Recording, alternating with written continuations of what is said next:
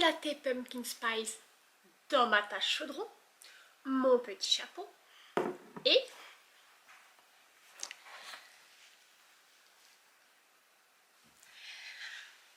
je suis pas trop dans le thème, franchement.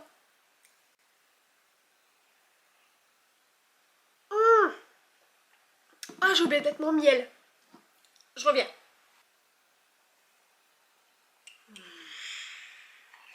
C'est beaucoup mieux comme ça. Comme quoi le miel, tu vois, ça fait beaucoup, hein.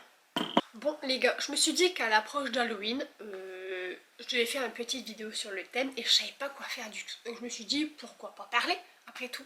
Et regardez, je me suis acheté un super beau chapeau de sorcière sur Temu, mais ça me saoule, j'ai trop une petite tête. Il est trop grand, ça me saoule. Pourquoi j'ai une petite tête comme ça, moi? Bon, allez, on va faire comme si ça n'avait aucune importance. Voilà. Alors, ouais, je dis qu'on pourrait parler de tout, de rien, enfin, dans le thème d'Halloween. Et je vais vous raconter ce qui m'est arrivé récemment. Vous vous rappelez, dans des vidéos précédentes, je vous avais dit qu'il se passait des trucs bizarres chez moi, que j'avais été voir une voyante et qu'elle m'avait dit que j'avais une bête à cornes à la maison. Et depuis un certain temps, en fait, j'avais plus rien à la maison. Et moi, elle m'avait dit qu'en fait, il était dans le bloc. Donc, il se baladait un petit peu dans tous les appartements. Et c'est vrai que quand j'en parle à ma voisine, il lui arrive des trucs un petit peu chelous aussi.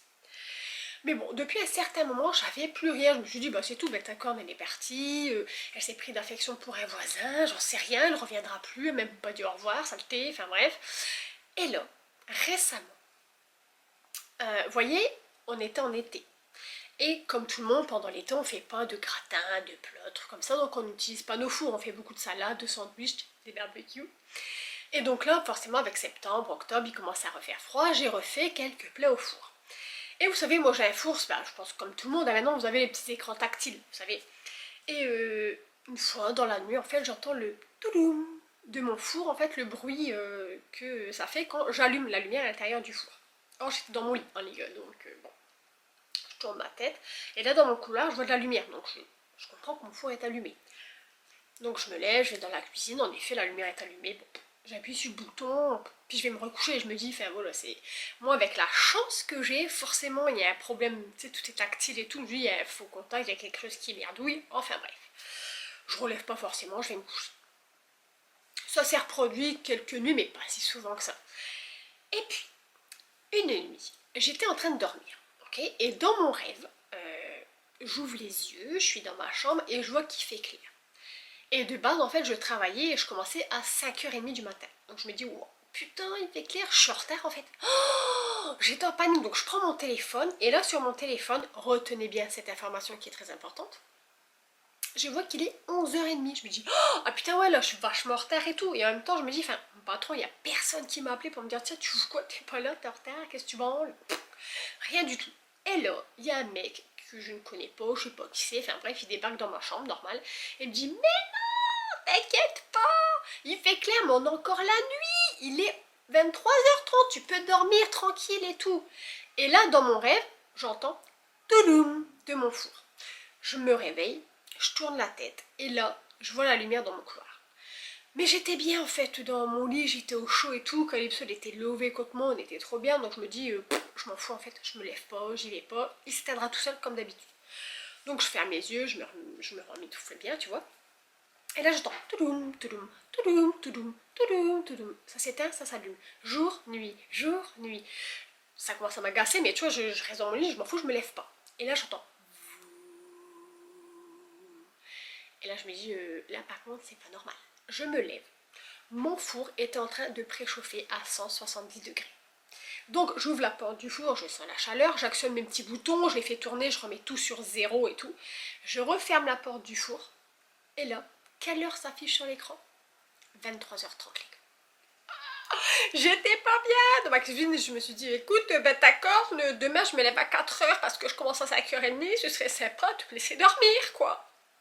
Et je suis retournée me coucher. Mais je vous avoue que j'étais pas très rassurée. J'avais tellement peur de voir, je sais pas, une ombre passer, quelque chose, enfin, tu vois, dans mon couloir. J'étais pas trop rassurée. Mais depuis, il s'est plus jamais remis en préchauffage. Ça arrive que de temps en temps, en fait, la lumière s'allume. Moi je me suis dit c'est parce que j'ai réutilisé mon four et peut-être que voilà, tu vois, il y a eu une petite merdouille ou quoi, tu vois. Mais là pour l'instant, écoute, je touche du bois, je touche du singe. Plus rien les gars. Je me suis acheté quelques livres au Cultura, forcément.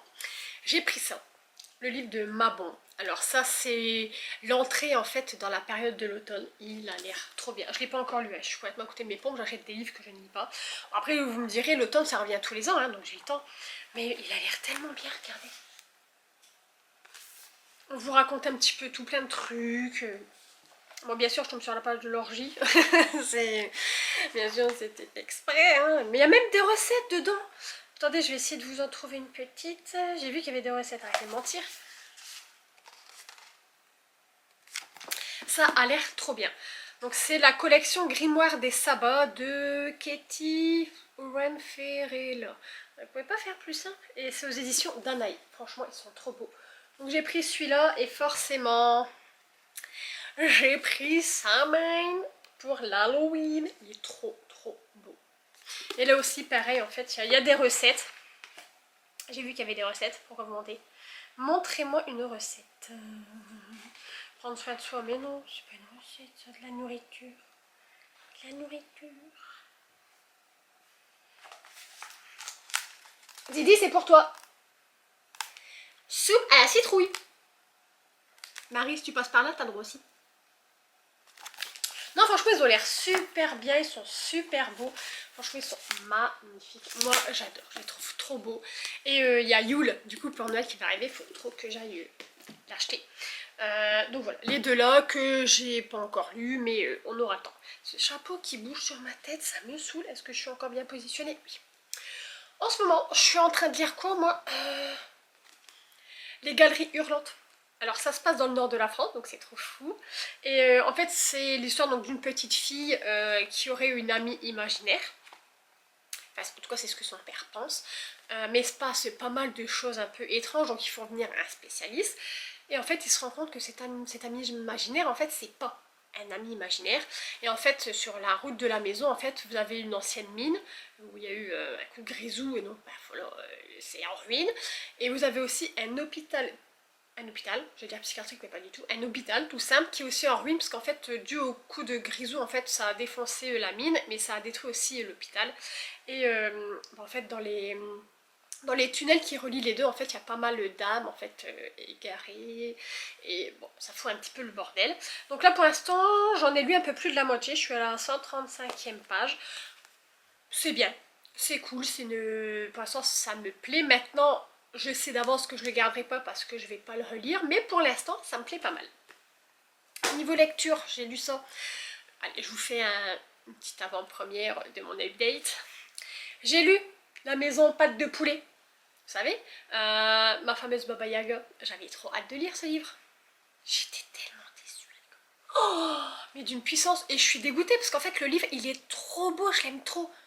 Regardez la couverture, c'est bien, voilà. Je la trouve trop belle. Et Baba Yaga et cette maison à pâte de poulet, franchement moi je sais pas, elle me fascine, j'ai envie d'en savoir plus. Et je me suis fait 500 pages où j'ai rien appris, où je me suis fait chier. Je vous raconterai tout ça dans un update, hein, forcément. Et du coup, j'étais un peu déçue, je suis restée sur ma faim. Et je me suis dit, non, en fait, Baba Yaga, moi je veux en apprendre plus. Enfin, je sais pas, c'est une sorcière qui me passionne parce que d'un côté, on me dit que c'est une méchante sorcière, qu'elle mange des enfants. Et d'un autre côté, on me dit que c'est pas une méchante sorcière, mais plus une sorte de fée. Donc moi, je ne sais plus qui croire. C'est une petite sorcière russe. Alors moi, je me suis dit, je vais continuer mon enquête et j'ai trouvé ça. Et là, apparemment, dans ce livre-là, en fait, on va parler de la fille de Baba Yaga avec Baba Yaga. Alors que là, en fait, c'était ses arrière-petits-enfants qui héritaient de la maison pâte de poulet. Alors que là, on va vraiment parler donc de Baba Yaga et de sa fille. Donc je pense que ce livre m'intéressera un petit peu plus. La couverture est trop belle aussi. Et cette maison pâte de poulet, mais j'aimerais trop moi aussi avoir une maison pâte de poulet, je puisse me promener et tout. Mais moi, je fais tellement de trucs les gars. Actuellement, je suis en appartement et sur mon balcon, je voudrais une poule parce que je kiffe les œufs. Une chèvre, mais attention, une chèvre qui pond des bûches, parce que moi j'adore les bûches de chèvre. Je voudrais aussi un dragon, pour dragonner, j'adorerais ça. Et Récemment, je voulais une autre créature, une quatrième. Qu'est-ce que c'était? Je crois que c'était un T-Rex. Je ne sais plus pourquoi d'ailleurs. Pourquoi j'ai dit à Mazine que je voulais un T-Rex? Mazine, pourquoi j'ai dit que je voulais un T-Rex? Je me rappelle plus. Bref, pour en revenir donc à ma fameuse maison pâte de poulet, donc j'ai pas aimé et je crois que je vais aimer, j'espère bien. Sista, je te vois derrière ton écran. Hein. Ouais, tu m'avais dit que tu relirais Iron Flame, donc le tome 2 de Force Wing, parce que forcément celle qui me l'a acheté, donc je dois le lire. Je l'ai commencé, Sista, j'ai lu 200 pages, mais comme je t'ai expliqué, là en fait je suis dans ma période de Halloween, donc je veux lire beaucoup de trucs sur les fantômes, les sorcières, ces trucs-là. Je suis plus dans le mood du dragon. Donc t'inquiète pas, j'en ai lu 200 pages, ce que j'ai lu c'est toujours là-dedans, j'ai pas oublié, il est sur le côté. Je le reprendrai après Halloween pour faire la transition de Halloween à Noël. Ne t'inquiète pas, je vais le lire et tu le retrouveras dans l'update au mois de décembre pour mon update du mois de novembre. Je te promets, d'ici là, tu peux déjà regarder pour m'acheter un petit livre de Noël.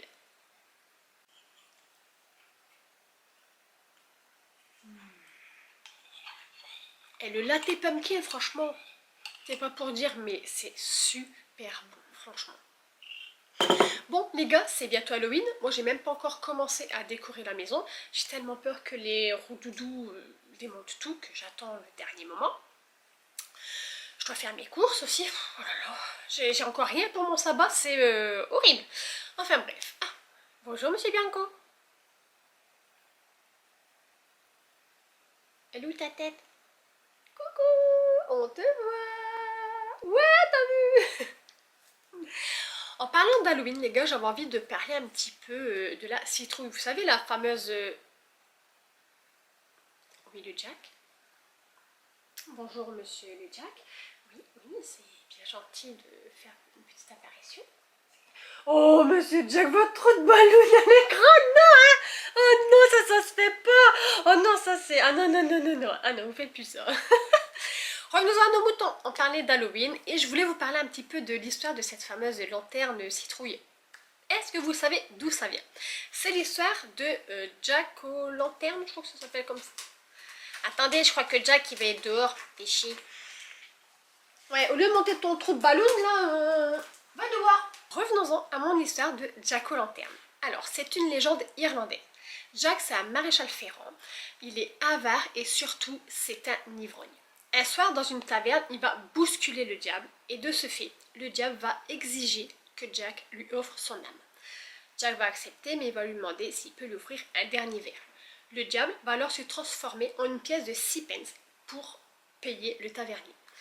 Jack, tellement avare, va prendre la pièce, il va la mettre dans sa poche. Poche remplie de sel avec une croix en argent. Le diable est donc bloqué. Et Jack va réussir à passer un pacte où le diable ne viendra récupérer son âme que dans 10 ans. Le diable accepte, donc Jack sort la pièce, il libère le diable. 10 ans après, le diable revient à la charge, il va voir Jack et lui demande son âme. Jack est en train de graver une croix sur un arbre et en fait il lui dit clairement que jamais il ne lui donnera son âme. Jamais. Et donc il passe le pacte avec le diable de ne jamais lui prendre son âme. Quelques années plus tard, forcément, Jack trépasse et se retrouve devant les portes du paradis. Et là, il est refusé. Avare, ivrogne, vie de débauche, il n'a rien à faire au paradis. Va en enfer. Il se présente aux portes de l'enfer, et là le diable lui rappelle qu'ils ont passé un pacte, et que le diable a promis de ne jamais lui prendre son âme. Donc, il lui offre juste une braise pour s'éclairer, et il le laisse en fait errer entre les deux mondes. Donc Jack la prend et la met dans un navet, juste pour s'éclairer. C'est seulement en 1920 aux États-Unis en fait que le navet va être remplacé par la citrouille. Mais d'après la légende, encore aujourd'hui, quand vous vous présentez devant les portes du paradis, il se peut que vous croisiez Jack avec sa lanterne en train de errer entre les deux mondes. Vous y croyez, vous? Moi, je serais bien curieuse le jour où je trépasserai. Je pense qu'avant d'aller toquer, quelle que soit la porte où je dois aller, enfer, paradis, je pense qu'avant d'aller toquer, je ferai un petit tour pour essayer de trouver s'il n'y a pas Jack quelque part. Qu'est-ce qu'il y a, vous? Hein? Vous voulez un petit bisou? Hein? Qu'est-ce qu'il y a? Le prêt. Tiens, Oh oui, je veux faire un câlin à sa mère. Oh, câlin. Oh. Est-ce que contrairement à ton frère, tu veux bien montrer ta petite tête à la caméra, toi? Allez, dis bonjour aux gens. Montre pas ton truc ballon. Hein. Et mon chapeau? Ben là, dis. Hé, regarde. Chat de sorcière. Normalement, les chats de sorcière, ils sont tout noirs. Et bien voilà, cette vidéo est terminée. J'espère qu'elle vous aura plu. Si oui, mettez un petit like. Abonnez-vous si ce n'est pas encore fait. Si vous êtes arrivé de vivre des petits trucs un peu bizarres, n'hésitez pas à me le raconter en commentaire. Moi, je serais très contente de le lire. Je vous dis à très bientôt pour une nouvelle vidéo. D'ici là, prenez soin de vous. Ciao, ciao!